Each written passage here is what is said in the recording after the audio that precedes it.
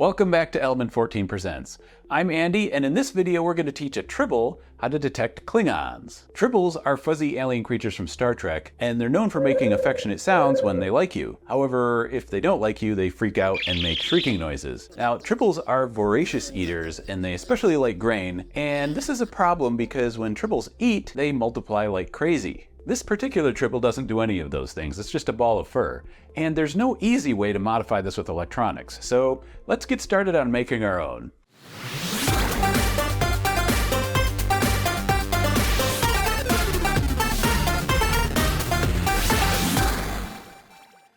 So first let me explain what we're trying to accomplish here.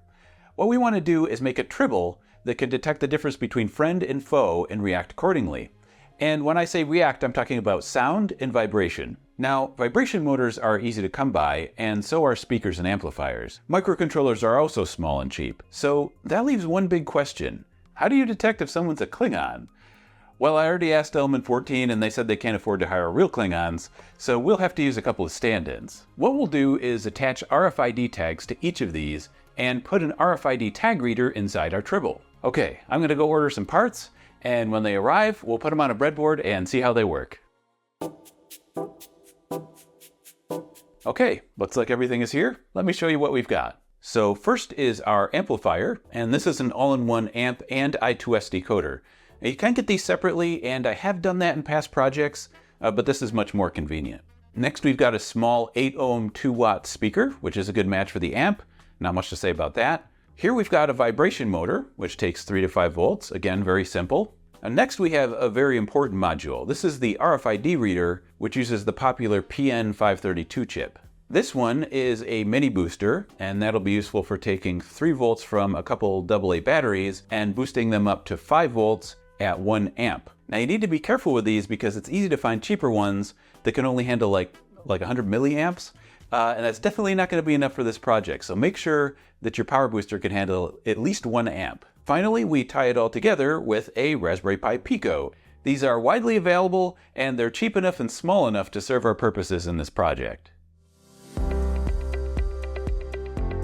Now there is some soldering involved, even if you're just prototyping on a breadboard like we're about to do. First, we'll add some flux. I prefer to use flux pens, but there's a number of alternatives available if you don't like these. All these modules have pins that you can solder on like so. And then we can arrange them on our breadboard.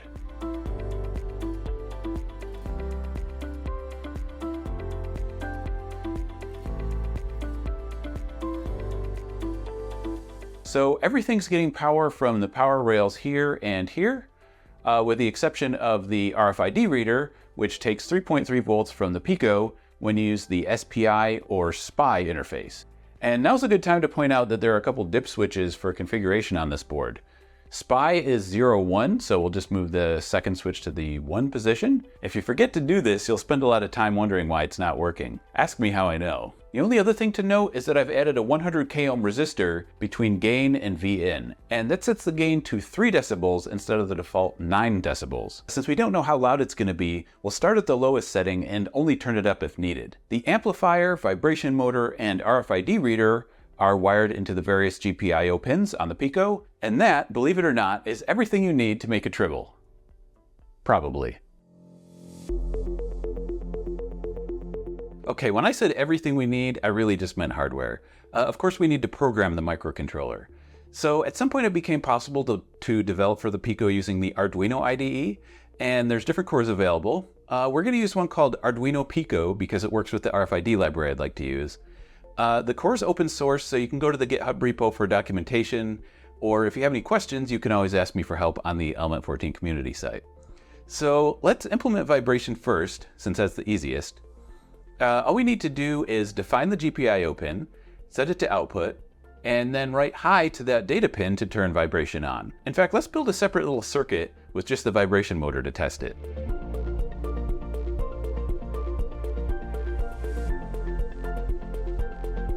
Okay, so we'll use delay to set the vibration time, set the pin low to turn vibration off, and then delay again for the time between the vibrations. And since this is in the loop, it'll turn vibration on and off repeatedly. Now with Arduino Pico, the first time you program the board, you'll have to hold down the button on the Pico, but after that it shouldn't be necessary. Also, you may not be able to select the port. If this happens, try doing an upload and the port should appear. I couldn't find a good explanation for why this happens, but apparently I'm not the only person with this issue. Okay, I know you can't see the vibration, but you can probably hear it, which means this is working exactly as it should. And it's not too surprising since this is about as simple as it gets. So let's move on now to the RFID sensor. For this, I've added the Adafruit PN532 library, and I'm also basing some of the code here on example code from the GitHub repo for that library. So at the top, we define the pins we need for SPI communication, and you can see in the setup function that I'm calling this debug print macro that's replaced by a serial print only when the debug identifier is defined. And this is mostly just boilerplate, but I do have one interesting thing to show you. When an RFID tag is detected, we take the first element of the ID, modulus 2, and compare that with 0. And what this is really saying is divide by 2 and check for a remainder of 0. In that case, the number's even and we play the angry sound. If the remainder is not 0, we play the happy sound. So the idea here is every RFID tag has a 50% chance of being read as a friend and 50% chance of being read as not a friend. So that means we don't have to program tags with specific values to make it work. We just pick some tags and test them. So let me just uncomment this line to define debug mode. And we'll comment out this line that plays the sounds because we're not there yet. And we'll run it.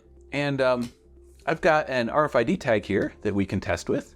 And you can see when I move it near the reader that a message appears in the serial monitor. And this is great because this is the key to our Tribble logic. All right, last but not least, we've got our I2S code, or I2S if you prefer. So the only connections we need are clock, word select, and data. We've got two sound effects that we want to be able to play, so we've got two functions. The start and end values are hard-coded here, just to keep things simple. For the angry sound, we play it twice with a delay between, and for the happy sound, we play 4 samples, also with delays. 2 of them have non-zero start values, which means we start playing partway into the sound, rather than from the beginning, and we'll hear what that sounds like in just a minute. First, I want to show you what this Tribble angry sound and Tribble coo sound are. So over here in the Tribble angry CPP file is a big array of bytes. This is the actual sound data, but it isn't like MP3 or WAV file or anything like that. It's raw 8-bit data. So I got the raw binary file by loading an MP3 into Audacity and exporting it as raw. Then I wrote a simple C# command line utility that converts the binary data to a hexadecimal format that can easily be copied into the C++ source file. I used 8 bits and 16 kilohertz sampling rate to keep the size of the array small, but the sound library I'm using seems to have trouble with 8-bit audio, and that is why, as you can see here, I multiply each sample value by 256 to expand the bit depth to 16 bits. Then I divide by 2 to cut the amplitude in half because I sort of cheated and listened to this already and discovered that it is insanely loud. And because we're playing monaural sound over stereo, we write each sample twice, once for each channel. Okay, so now that we've got our circuit and the software it needs to run, do we have a Klingon detector? I took a peek at the IDs of these RFID tags and determined that this one should be a Klingon and this one should not. I realized that these look different, but they're both RFID tags and they work the same. So let's see what happens.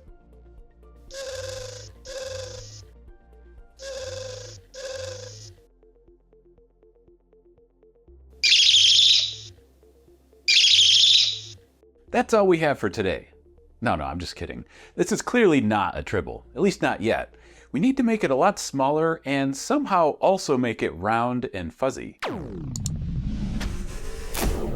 Do you like winning free stuff? Are you an electronics hobbyist? Do you like building cool projects and winning prizes for what you build? The Element 14 community presents Project 14, the member-driven destination where you decide on the challenge. You enter projects to win monthly prizes and you vote on the winners. What are you waiting for? Join the Element 14 community so you too can enter one of our contests or submit an idea for your own.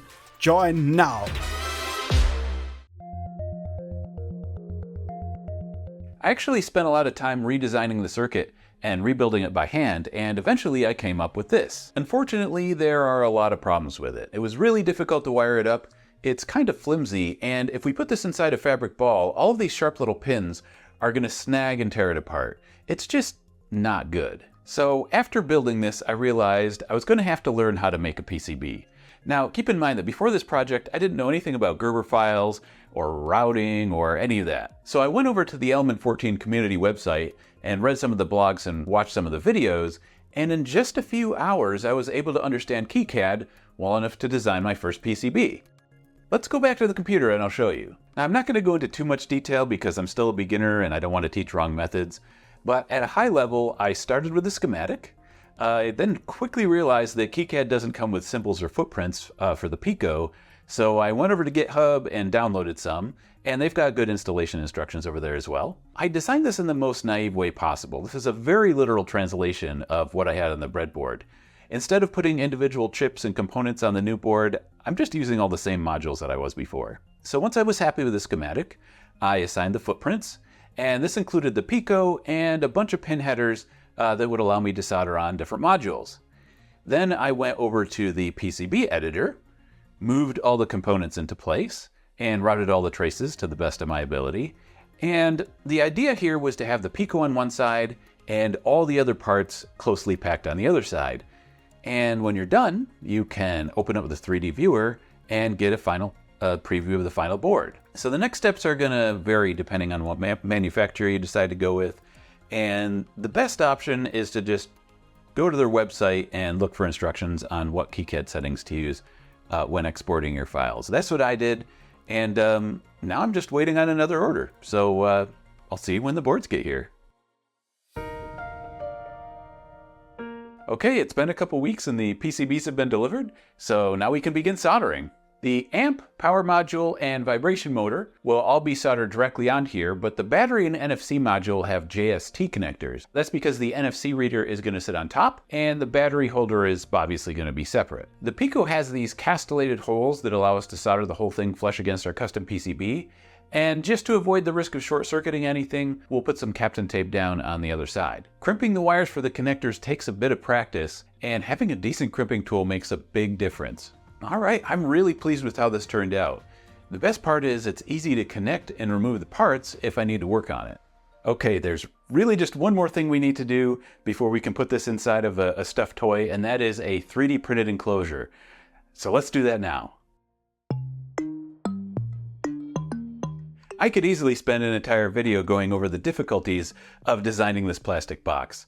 The main requirement was that it be easy to assemble and disassemble. For that, I had to learn how to embed hardware into the print. I had to learn about lips and grooves and tabs and print orientation. It has been a crazy process. But after about a week of designing and printing, I finally got something that's ready to assemble.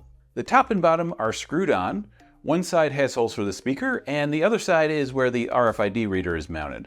I wasn't sure about just having it exposed like this, but it really needs to be as close to the surface of the Tribble as possible. The scanning distance is a few centimeters at most, and it has to go through a bunch of fur. As a finishing touch, I added this little red ribbon, which you can pull to remove the battery holder. Now it's time for the thing that I've been dreading because I know absolutely nothing about it, and that's sewing. Now, I don't know if there's a right or wrong way to sew a Tribble. I mean, let's be honest, I'm just making this up as I go along. I do see online that there are many ways to sew a sphere, and it usually involves several pieces. So I decided to just ignore most of these and drew the simplest pattern I could think of, which is an oval. I managed to persuade my wife to help me, and she turned the pattern into an incredible little fur ball. For the stuffing, I again went as simple as I could, and designed 2 cushions made from stretchy fabric. According to her, this material was a nightmare to deal with, but she made it work, and she also added a few Velcro strips at the seam. This, believe it or not, was our first attempt, and it actually worked amazingly well. The reason I wanted these cushions is so that we don't have stuffing going everywhere every time we open this up, and this is just so cool. This is a Tribble. In order to test how smart our new furry friend is, I've recruited Mr. Spock and Kang the Klingon to help me out. Now, these RFID tags are not going to work due to their size, so I found some little round ones. I'll just put them on like that. Okay, I've turned it on. Moment of truth.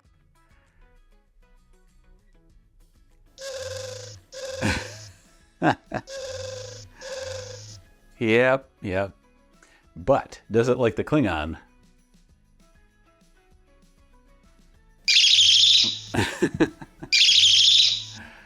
What have I done? That's all we have for today. Have you ever used electronics to make a TV or movie-inspired fan creation? Let us know at the Element 14 community at the link in the description below. And we'll see you next time.